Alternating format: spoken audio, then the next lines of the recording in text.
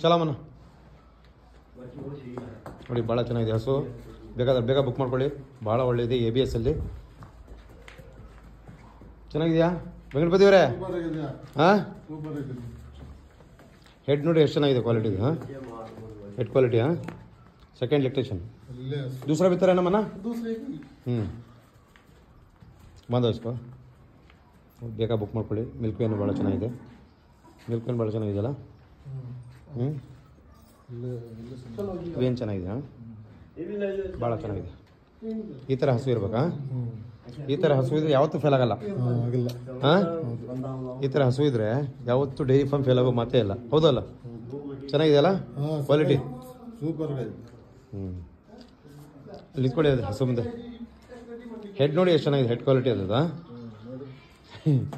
ಮತ್ತೆ ಕೈ ಆಡಿಸ್ರಿ. ಆರಾಮಿದೆಯಲ್ಲ? ಬರ್ರಿ.